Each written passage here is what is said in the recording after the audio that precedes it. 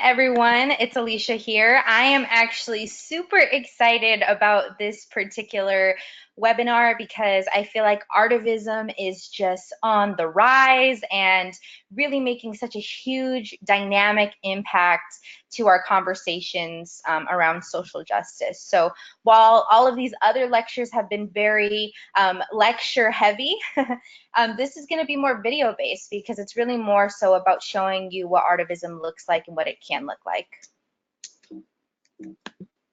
So what is artivism, right? So, like we've discussed in the previous slides, it is the joining of the word art and activism. And so what I did is I actually took direct quotes from folks who are artivists or consider themselves to participate in artivism on what artivism looks like. So artivists champion the communal universal healing language of art. Artivism emboldens the distinct, rare creativity deep within each individual.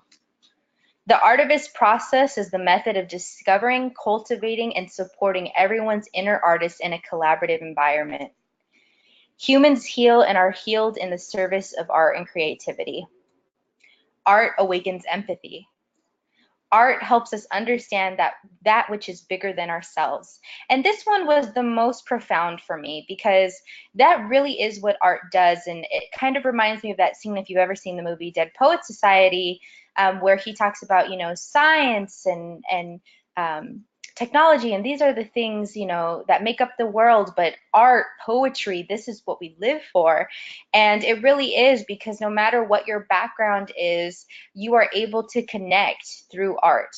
So I think that's really using what artivism is at the core of everything, is using the power of connectivity in art to stand for a social good. So how do you use your art for social change, right? Some artists use traditional forms of visual literacy or performing arts. That can be, poetry, literacy, mixed mediums, different kinds of art, performance art, singing, rapping, those kinds of things. Others are new forms of social practice that engage communities in an interactive exchange. So like the main difference between these two is that traditional forms usually respond or advocate for the need to change. And then kind of intuitive or social practice art forms are engaging community in an interactive exchange. So that could be like a mock grocery store that's set up specifically for like homeless folks, or that could be, I don't know if any of you have heard, but it is a social performance, but there is a tent with a background in Los Angeles right now that is specifically only allowed for people who have 20,000 followers or more on social media and are verified. So basically no one is allowed in this tent, and there's security outside of it to ensure that you have to verify that you are over 20,000 followers on social media before you can take pictures in this tent. And so it's kind of creating a conversation around the importance of social media and how social media has shaped kind of our value. And it's actually a demonstration or a pop-up for a web series that's supposed to be coming out in the future. So that's an example of like an interactive exchange of art. So like I said, in the latter category, an artwork might take the form of a store, a garden, a website, a street performance, a story exchange, anything that is reflection, collaboration, and building with the community. And your art or your artivism can focus on the residents of a single city block or reach a global audience. That's one of the awesome things about artivism, is that it's not confined to just where you're at. It is something that can reach the ends of the earth, So like I said, most of this is going to be very video heavy. So I just kind of want to watch this first initial introduction video about how art and activism creates artivism.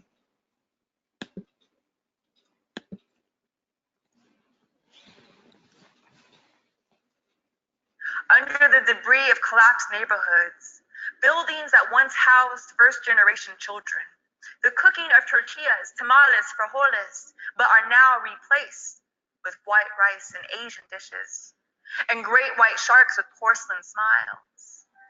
Still, under yielded walls and ceilings, I find her.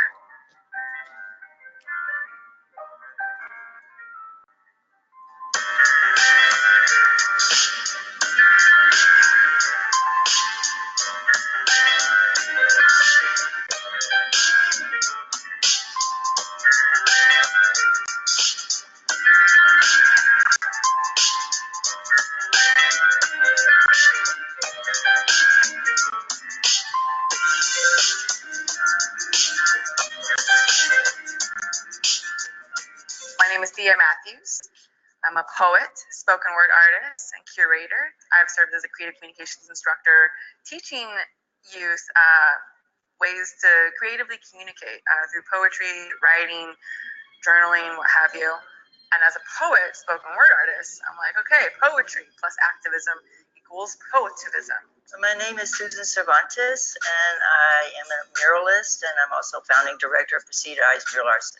Painting is my passion, and that's what I've been able to share with the community through collaborative mural process. Been doing murals for over 40 years, and I believe that it represents and is inclusive of all people, and that is what we offer to make changes and transformation in the community. I love artivism. I love it deeply and profoundly because it's art plus activism equals artivism. It's the intention of utilizing art as a way to activate, right? As a way to invoke emotion, invoke change, invoke action, from the viewer, the reader, the participant, as well as the one who's creating the art too. There's a lot of individuals. There's some that really have issues and want to, promote their own personal campaign for issues. It could be gentrification. It could be violence, in the community. There's a lot of things like that. But they also, when I go into a community, they want to see what we can do to make the world better as well. I think it gives us an opportunity to find solutions for those issues that we have right now, and they can be resolved in the process of mural making. Well, I would just like to see people having more tolerance of each other, respectful of each other, understanding their differences and what they have in common, respecting each other's culture.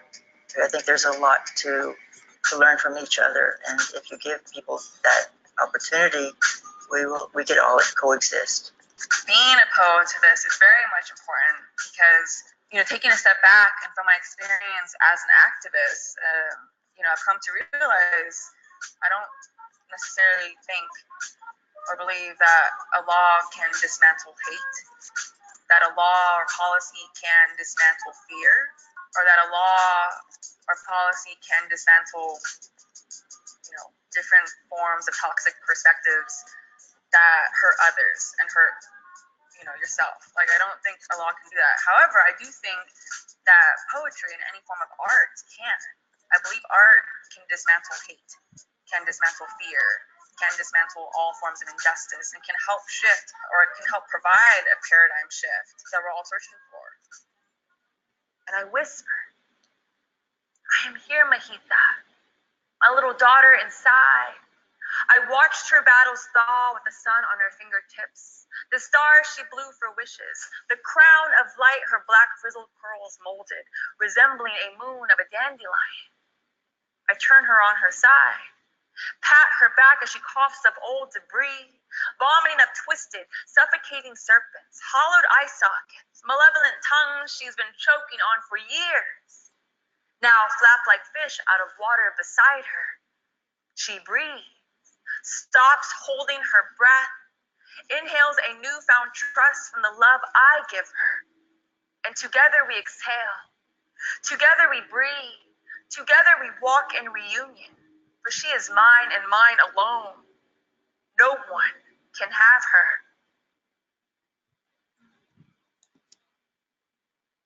Awesome. So that was just like a good introductory video, how she talked about how art can dismantle hate, it evokes empathy. And so I think that's across any political lines, any gender or racial lines, that we can all relate through art. And that's what is so special about this type of activism. So this next one is just an example of using music. So what I'm going to go through with some of these videos is the different mediums of how to use art, and then show kind of like a highlight of the artist, right? So this is actually Jamila Woods. She used her debut album to talk about her experiences as a Black woman, and she said it came at a time in her life where she just really needed some therapy and really needed to get her story out. And it was a response to, the girls who were kidnapped and taken away and with the Boko Haram issues going on in Africa, and the police brutality issues that were going on in America, and she just really used her platform to be able to create this video and this song that is so specific to the Black woman experience. So there's actually also a full interview about her debut album, which is about 18 minutes long. That's also very beautiful and profound. If you're interested in watching that interview after watching her work, you're more than welcome to click that link. It has been linked, so when you have access to the PowerPoint, you can click on it. But we'll go ahead and watch that song. It's called Black Girl Soldier, and one thing that I really appreciate about it too is that it opens up with the chant of Assata Shakur, which a lot of folks in organizing spaces use to kind of ground themselves in the work.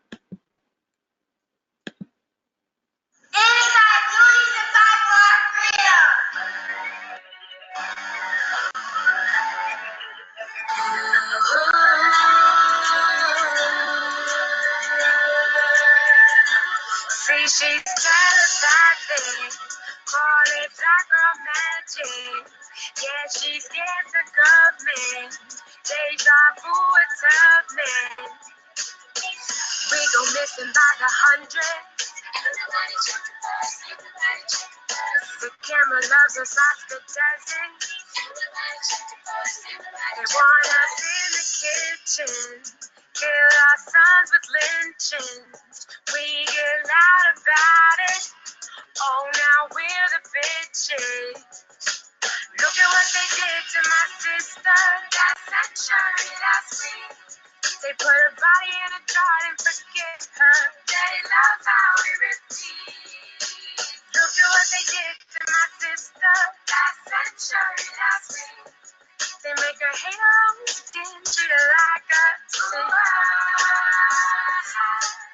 But what they don't understand, but what they don't understand is, but what they don't understand, see what they don't understand, see she's telepathic, call it black girl magic, yeah she's scared the government, deja vu a tough man, she don't give up, yeah, she don't give up, she don't give up. No, she don't give up. Rosa was a freedom fighter and she died satisfied. Ella was a freedom fighter and she died satisfied. Audrey was a freedom fighter and she died satisfied. And Ella was a freedom fighter and she died satisfied. So Jenna was a freedom fighter and she died satisfied. Asata was a freedom fighter and she died satisfied. Rosa was a freedom fighter and she died satisfied. Ella was a freedom fighter and she died satisfied. See, she's telepathic, call it black girl magic. Yeah, she's scared to government, deja vu a tough man. But what they don't understand, but what they don't understand, but what they don't understand, see what they don't understand, she don't give up, yeah, she don't give up, she don't give up, no, she don't give up,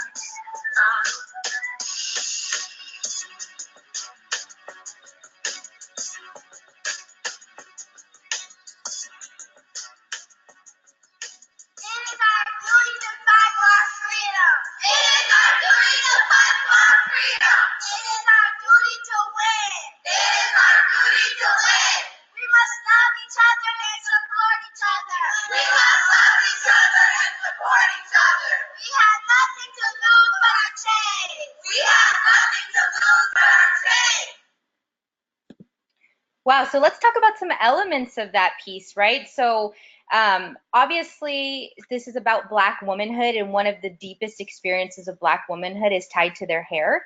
And so, this opening scene is in a hair shop, which is, classic. A lot of Black women grow up, remembering their mom taking them to the hair shop and them taking hours. And if you notice the belt that goes across her chest that is supposed to represent bullet casings is actually curlers, right? So it's interesting that she arms herself with the experience of Black womanhood and Black hair. The style that she's wearing on her head is Bantu knots, which is a traditional style that's not widely accepted in larger mainstream America as something that is a beautiful style, even though it is in the specific culture it's used with. She has these young girls that she's highlighting who have a bunch of barrettes and different things on their hands as accessories, which are used, in braiding and those kinds of things. So there's a lot of nuances. And then to have, the matriarchal family holding pictures of their ancestors before them as they're repeating Assata Shakur's chant is a powerful imagery. So she's using all these aspects of imagery. She's using her lyricism to be able to highlight the experiences of Black womanhood, and it's really profound. There we go. Okay, so the next one that I actually want to share with you is dance. So I'm actually highlighting a very good friend of mine. Her name is Niamey Thomas. She is a native AZ dancer who has danced for the Phoenix Mercury. So Niamey has been dancing for years and has really honed it as her craft. What we're going to watch here in just a second is just a free-flowing dance, kind of impromptu freestyle that she created when she was on a trip. So, like most artists, she just felt the need to move, and so she did. And she usually is into hip hop dancing and that type of artwork, but she also, is expanding her range and experimenting with different styles. She also helps to put on free dance classes for underprivileged youth. So, kids, I remember like always wanting to do dance when I was little, but like finances was a big barrier in me being able to do so. So having that accessibility to young kids is really beautiful. And then she also held an Artists for Change event where local Arizona artists got together and collaborated on their use of art for social change. And we had a panel discussion and got to meet the artists afterwards. And she'll also be hosting an event at Phoenix Center for the Arts in November on intergenerational trauma and people of color. So, she's really using the platform to get the voices and stories of people like her and other people of color to really highlight them and look at what success and what artivism and what their platform looks like when it's told through a non-Eurocentric lens. So let's go ahead and check her out. Oh, also, before I forget, you can follow her work on Instagram at Niamey at NNIIAMEY. So one of the big things that we're going to cover towards the end is that in artivism, it's really about promotion and self-promotion. And so I definitely wanted to make sure that all of the artists that I do know personally, I am highlighting and making sure that you can, if you decide that this is the platform for you, that you can reach out for mentorship, for guidance, or just to even, follow their work and get inspired. So let's go ahead and check her out.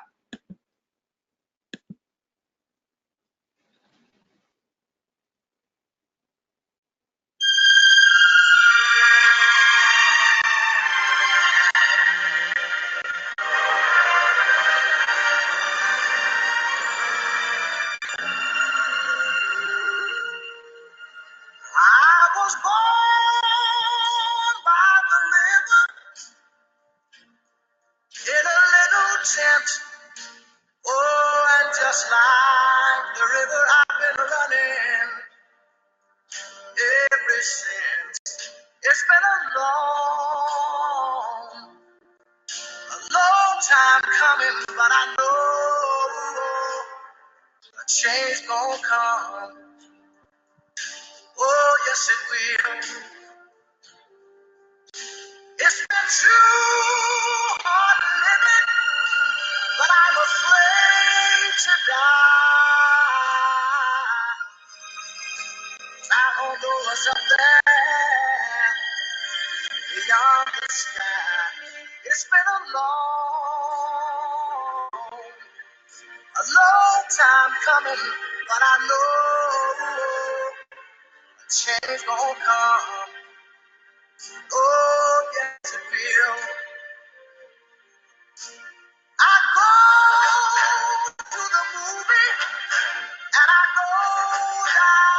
sound. Somebody keep telling me don't hang around. It's been a long time coming, but I know a change gonna come. Oh, yes it will.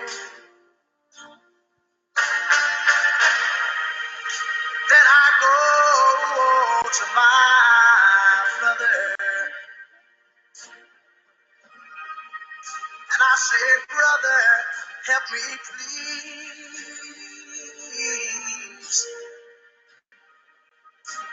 But he winds up knocking me back down on my knees. Lord, there've been times that I thought I could last for long. Awesome. So I love watching Naime because you can just see the passion in her movement and just the fluidity. And so, like I said, this is just an impromptu choreography that she did because she felt the music and she felt the song, and it's allowed her to, her talent has allowed her to, make a huge presence in Arizona, and some great things are going to be coming from her. So I definitely keep up with her on her channels. So the next thing that I want to show you is poetry. This is actually me. I write poetry also. It's been kind of a journey understanding my poetry as an art form, accepting the title of a poet, and also realizing how I can use that for social change. So I wanted to highlight myself because I thought that I could give you a more in-depth and personal look into what artivism means to me and my story. So I've been writing poetry since I was 12 years old. I wasn't until my sophomore year of college when my partner that I was dating at the time happened to discover my poetry book and was like, you need to get that out there. It's really good. I still struggle with deciding if my poetry is good. I still struggle with understanding my poetry as a craft and putting in the time and effort that it takes to hone that craft.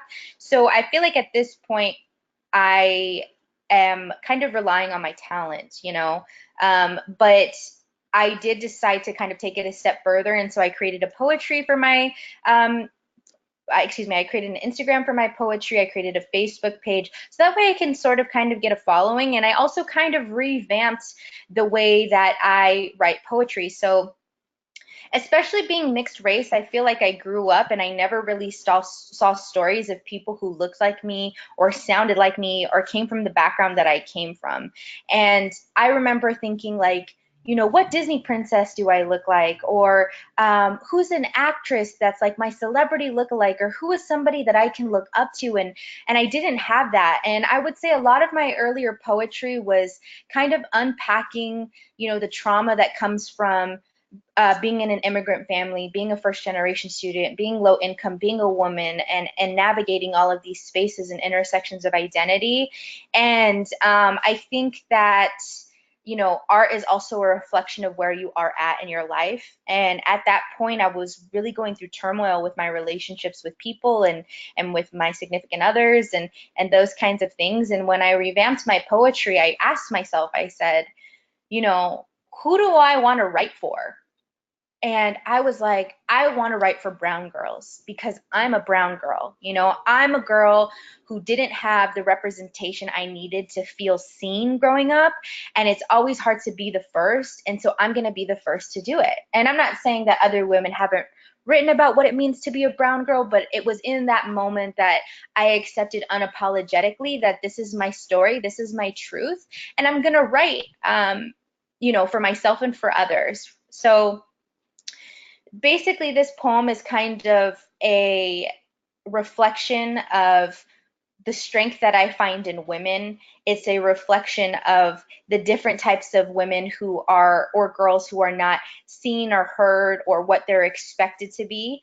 And And I write, and like I say in this line right here, I write to capture all we've been through. I write for peace because girl, hashtag me too.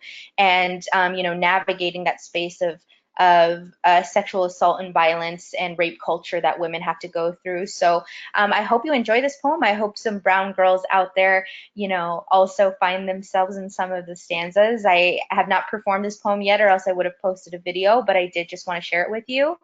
Um, so like I said, recently I've been using my poetry to tell the stories of women just like me, and I've invested more into the craft and taking the time to learn what it means to become a writer and to use my writing for effective social change. So it's definitely a journey and it's not complete, but I'm excited to kind of capture people and capture what my world looks like through my lens, because my lens is my own and no one else can tell my story the way that I can. So that's just a highlight of poetry. If you like this poem, you're more than welcome to follow my Instagram poetry at atg.poetry. I try to post weekly. I haven't posted this week just because I've been trying to focus more so on the writing aspect and the editing aspect of my writing. But there are quite a few gems on there for you to go ahead and check out. So feel free to if you so choose.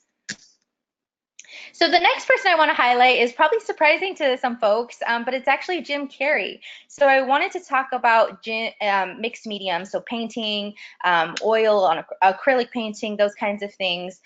So Jim Carrey a few years ago just kind of shocked the world when he revealed that he's also a dynamically talented painter. Profoundly good. So not only is this awesome actor, but he's also this great painter, and he's also been using his artwork, you know, for help with his mental health, but also to kind of highlight some of the atrocities that are happening in the modern world right now. So we'll go ahead and take a look at some of his work.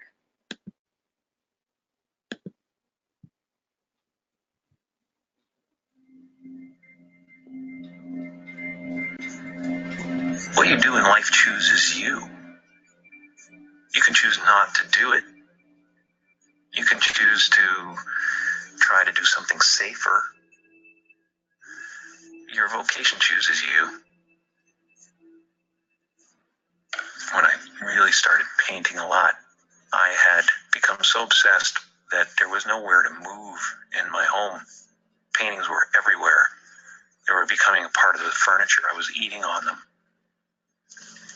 I found myself looking around at one point in a really bleak winter in New York, and it was just so depressing. And I think I needed color. It's getting kind of pedestrian to me now, the teal. You know what I'd like to do is just start threading in some purple, you know, into these things.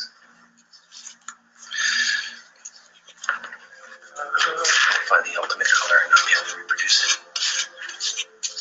You can tell what I love by the color of the paintings.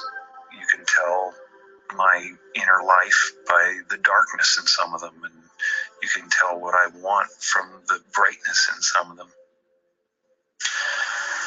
It's 5 a.m., so I'm making a little more progress now. It's really kind of cool what happens with these things, you know, because you really don't know what a sculpture or a painting totally means. You think you do. Most of the time I start out with a plan, and then, you know, like a year later, I'll realize that the painting was telling me what I needed to know about myself a year before. I think what makes someone an artist is they make models of their inner life. They make something physically come into being that is inspired by their emotions or their needs or what they feel the audience needs. Like independence of it, love, freedom of it. No one else tells you what you can or can't do most of the time. And there's an immediacy to it. Art has to be service, you know, it's like you're servicing your subconscious, and at the same time, you're doing something that someone's going to relate to, hopefully. When I was a kid, I spent half my time in the living room performing for people. I spent the other half the time in my bedroom by myself, writing poetry and sketching. I was not the type of kid you could say as a punishment, go to your room, because my room was heaven to me. My isolation was welcome. People that are different have a shot at being original. You know, they got motivation to, they got motivation. I sketched all the time, but I didn't do a lot of painting. Suddenly, 6 years ago, at a time when I was trying to heal a broken heart, I decided, well, maybe I'll paint. When your heart is in love, you're floating, weightless. When you lose that love, you have to re-enter the atmosphere. And it can get pretty rough. You're just bouncing off one molecule onto the next, ripping through them at such a pace that they just ignite and explode until you find another heart that's doing the same thing, has landed and cooled, and then you start to float again. The energy that surrounds Jesus is electric. I don't know if Jesus is real. I don't know if he lived. I don't know what he means, but the paintings of Jesus are really my desire to convey Christ consciousness. I wanted you to have the feeling when you looked in his eyes that he was accepting of who you are. I wanted him to be able to stare at you and heal you from the painting. You can find every race in the face of Jesus. And I think that's how every race imagines Jesus. They imagine him as their own. That's pretty. So funny, I get so stuck when I'm trying to choose colors, but when I just grab them, it's cool. I don't know what painting teaches me. I know that it just frees me. Free from the future, free from the past, free from regret, free from worry.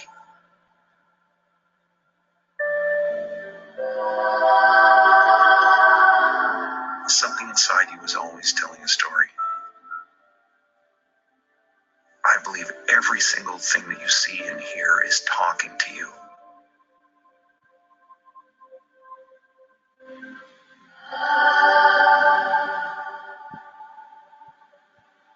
You know, the bottom line with all of this, whether it's performance or it's art or it's sculpture, is love.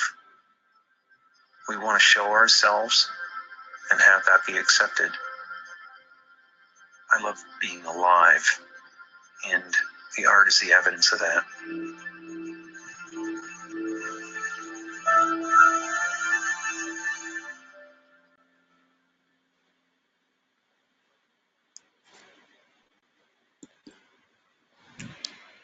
I always still get chills when I watch that video just because, you know, it's so profound in the way that art is not only a cathartic experience, but just almost like a necessary experience, that it just comes out of him, that he said that his vocation, the vocation chooses you, you know?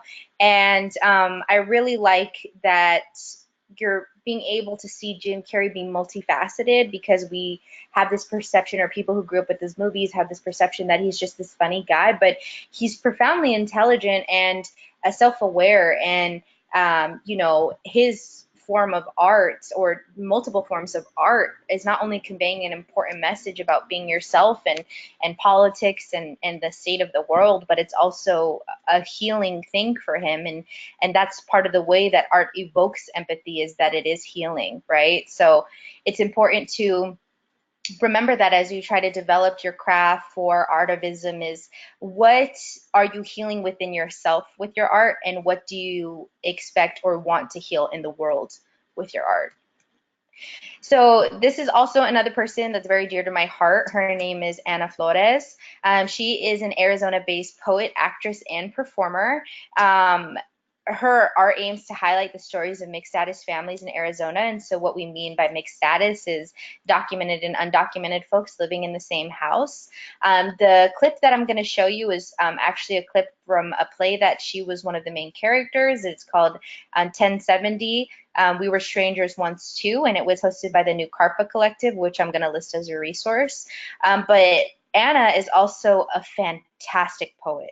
Her poetry evokes something in me and most people that is so necessary, especially in the state of the Southwest. And so she recently released her debut poetry collection called Pocha Theory. And for those who don't speak Spanish, pocha means rotten, right? But when it's used in a colloquial term, pocha means someone who's not necessarily Mexican enough, not someone who's necessarily American enough, maybe doesn't speak Spanish well or doesn't speak English well. So it's really like living in the borderland. It's really like living in pocha, being a pocha or a pocho is like living in the borderland of between two worlds. And so I've purchased her book myself. It's beautiful. It's a classic. It's something that I will hold near and dear to my heart and share with my friends. And if you want to support her, you can go ahead and purchase it there. And you can also follow her work on Instagram at Your Fave Brown Girl. So she posts a lot of her poetry quips and different work she's doing in terms of performance art and workshops and stuff like that on there. So let's check her out.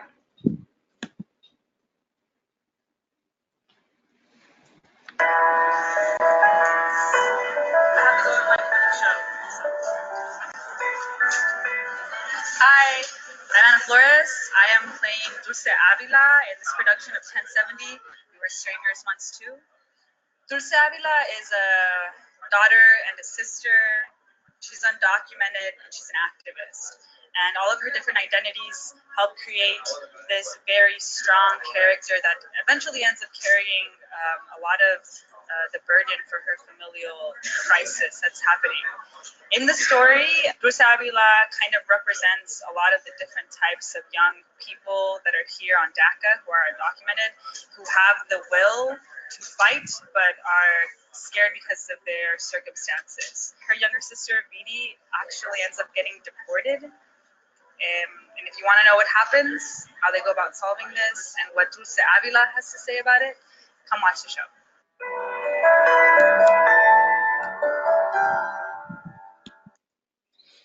Awesome. Again, so you see how her work, highlights the stories of mixed status families. This is her imagery on this poster for the show. So she is just really a powerhouse in Arizona, and I'm excited to see the work that she continues to do. So another really important aspect that I wanted to talk about is comedy. And as we heard in the community organizing video, that one of the activists uses comedy because it invokes truth while still allowing people to laugh. So I wanted to highlight Jenny Yang, especially because I think it's really important to talk about API voices and the highlighting of API voices and the dynamic and diversity, diversity in the way that we express ourselves and experience the world. So I actually had the privilege to meet Jenny Yang at a Arizona State University event where she did a stand-up, and then we went and got drinks afterwards, and we're just kind of talking about art, and I talked to her about my poetry, and she talked to me about stand-up. And she actually started as a community organizer for 10 years. She went to a small liberal arts college and was really involved in the movement and wrote poetry, and then one day that kind of just translated into her being a comedian. And she's gotten recognized honors from President Obama. She is truly a powerhouse in the API community and for API voices, and highlighting what it means to have a space for us in mainstream media. So you can follow her work also on Jenny Yang TV on Instagram. She also has a Twitter. I believe it's the same hashtag, where she's very active on her political leanings. So if you want to follow her, then I recommend you do so. But we're going to go ahead and take a quick look at what it looks like to introduce Jenny Yang. I think for the longest time I denied the label of being an artist or a writer. I wasn't ready to accept that should be a part of my identity and that I should actually take my voice and my creativity seriously. I was born in Taiwan and I moved to Los Angeles when I was 5 years old. It was like really shocking. I still have very vivid memories of like being plucked out of Taiwan. All of a sudden I'm in America and my dad's like, your name is Jenny and here's a cup of whole milk, drink it or you won't be American enough. You know, I was the youngest of 3 kids and the most fluent in English the quickest. So ever since I was little, I was helping to translate bills and talk to adults on behalf of my family to help out.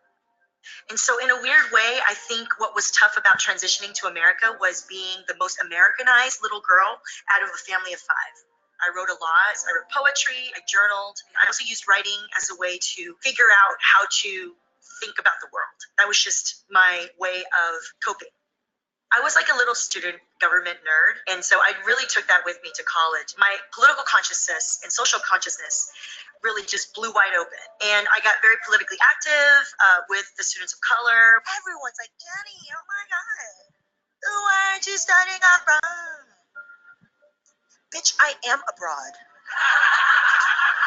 I was born in Taiwan. I came to this country when I was 5 years old. I'm trying to figure this shit out every day. We store our pots and pans in the oven. We don't use the dishwasher. How does a Capri Sun work? When you're like a little immigrant girl from Taiwan, like America doesn't tell you you should be a stand-up comedian. As an Asian American woman, there's still this mentality that's very old school, I think, that there can only be certain slots allowed. When Margaret Cho finally showed up, I was like, whoa, this is a person that everyone says I'm really similar to. Maybe I should try stand-up comedy. What I love about today is that because of the internet and technology, there's so many more platforms and so many more tools for us to be self-starters and find our own audience directly. I've been self-employed as a comedian and a comedy producer and video creator. I get to travel the country doing stand-up comedy. I get to have interns who support me and I get to write. My 4 interns is really more for a mentorship sort of process. They come over to my place and we work on stuff together and, you know, I check in with them about their process and their journey. The first episode is 5, about 6 minutes. So it'd be like one. That's one pilot. Yeah. Oh, okay. See? We're supposed to be good at math. We're Asian. I know. I think the moment that my mom stopped really nagging me about like making sure I had like a stable job was when I got this random award from the Obama White House for like Asian Pacific American leader in art and storytelling. We got to go to the White House. And I got to invite them. And after that, my parents were just like, "You cool." Comedy really saved my life. I was feeling like I didn't know what I should be doing in the world. And it wasn't until I started to do comedy that I realized, wow, this is actually a way for me to be more myself. Do you know what DTF means? Down to fornicate. For the Asians, it's not Din Tai Fung. Midge from The Marvelous Mrs. Maisel is like really awesome because you can see what it's like to give up so much of her comfort and luxury in order to tell jokes on stage. Maybe today's not the best day to judge. I've been crying and my face is all puffy and just ignore my head. And now, from here down, who wouldn't want to come home to this? We are kicking ass as women. We are kicking ass as women of color, as immigrants, and I think that's why we have to create our own platforms. That's it. My name is Jenny Yang. Thank you so much. Have a great night.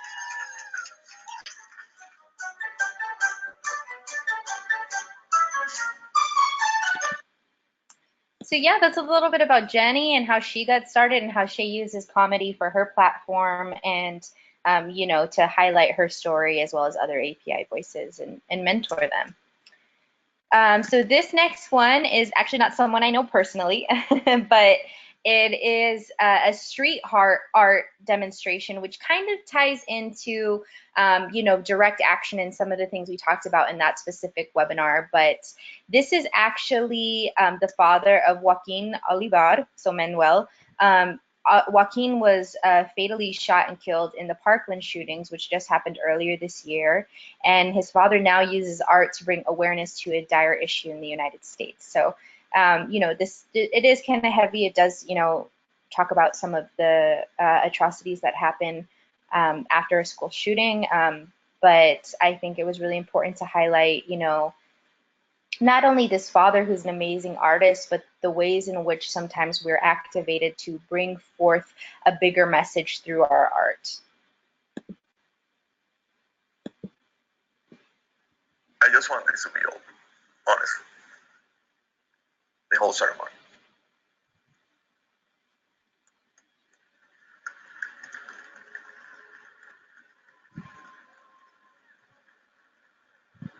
My name is Manuel Oliver, and I am Joaquin Oliver's dad.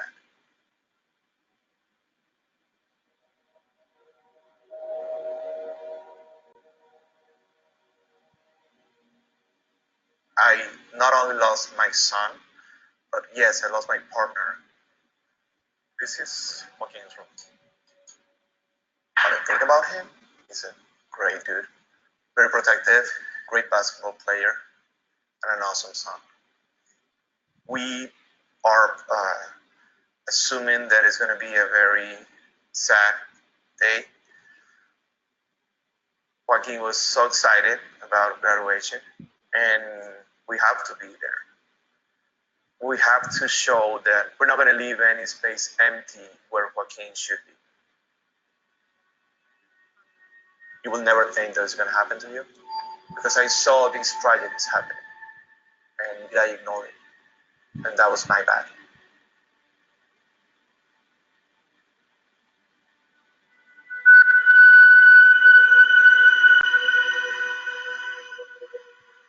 Hammering the wall, the sound of it is pretty similar to the shooting, so it became a very powerful tool.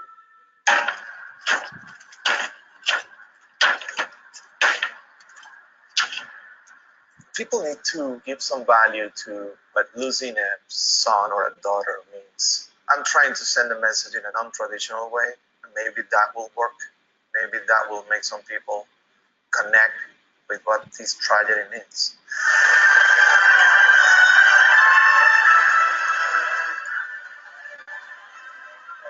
We are activists. The world decided that we needed to be activists. The only thing that I have left is to show the impact of losing our son in your face as many times as I can. And I'm pretty sure that at some point you will understand. And then you might join us in this fight.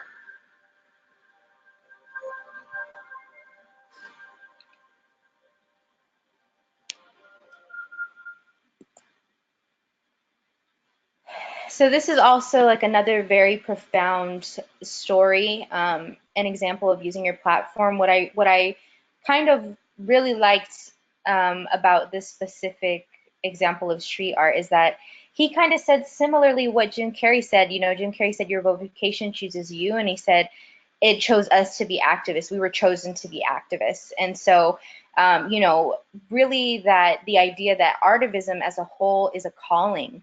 And it is a calling for folks who have something to contribute to the world and have something to do it in an innovative way and to do it in a way that evokes such deep emotion and change.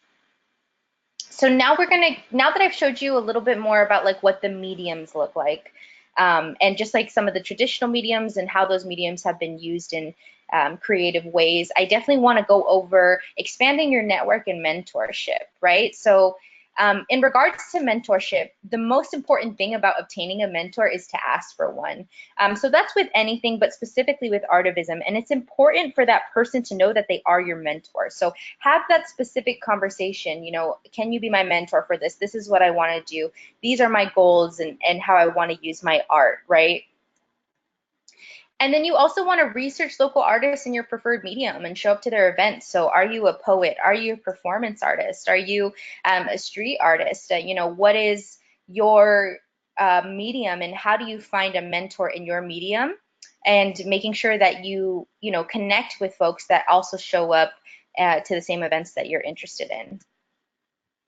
So you want to develop a relationship or simply ask to meet for coffee and pick their brain. So, you know, you can't go up to someone you don't know or have any type of relationship with and be like, can you be my mentor? Because, you know, a mentorship experience is a deeply profound and personal one, especially when it ties to matters of the heart and artistry, right?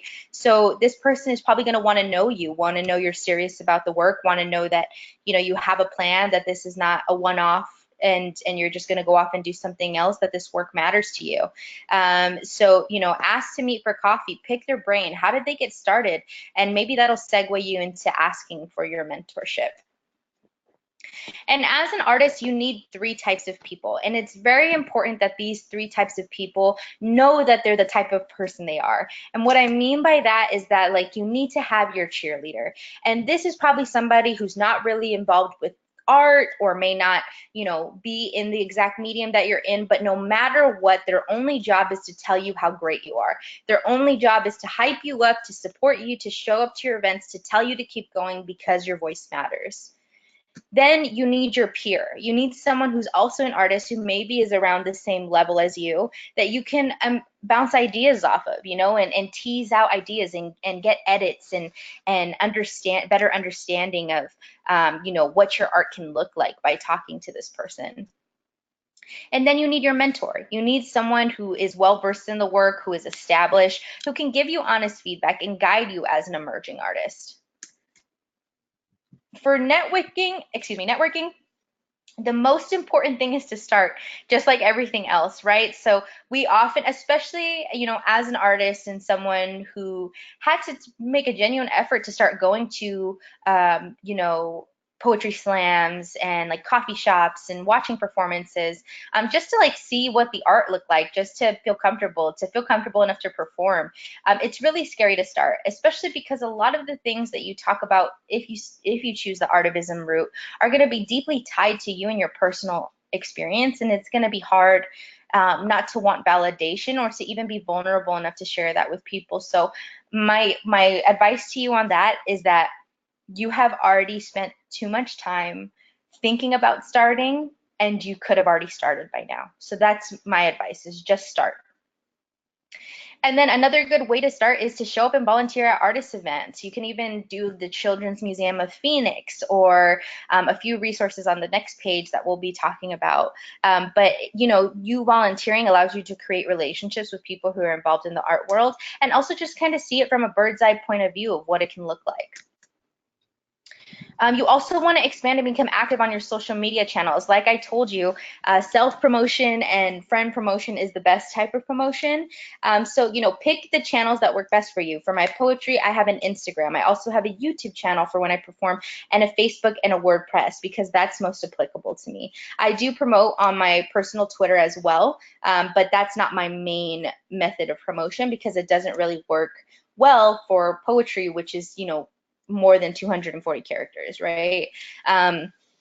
So that's important to think about in regards to your mediums. But also, as you saw, everyone I knew personally, I promoted their social media, because you never know who's going to follow you or interact with your work that could really, help you expand your platform and your reach to people.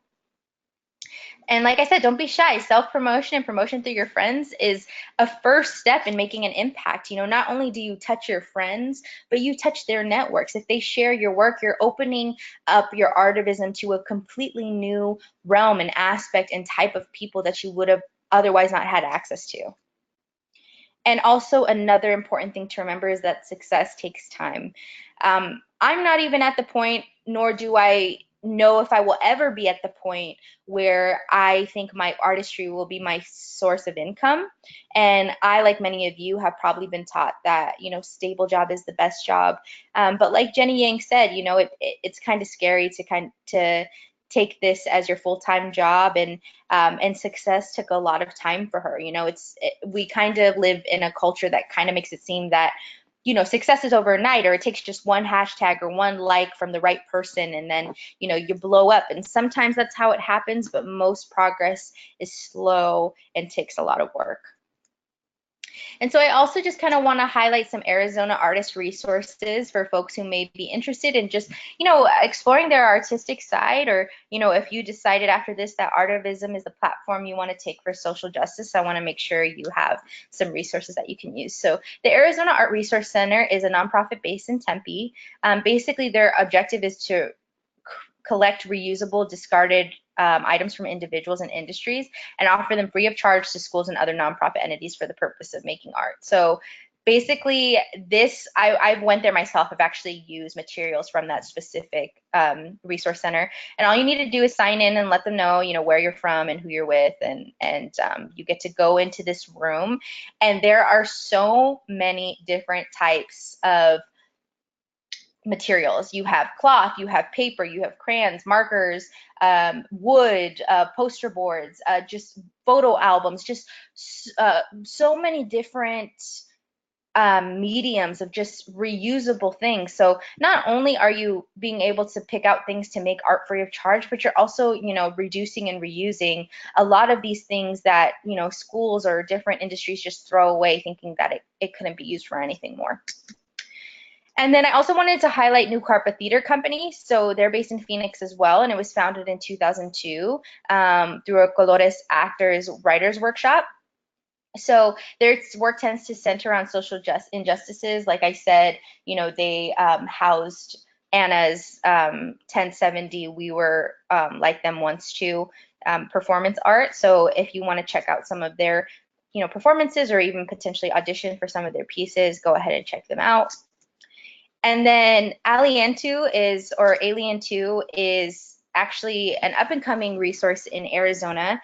Basically, it is a community healing through art that leads to collective people power. So it creates arts that reflects the humanity of mixed status families and undocumented folks.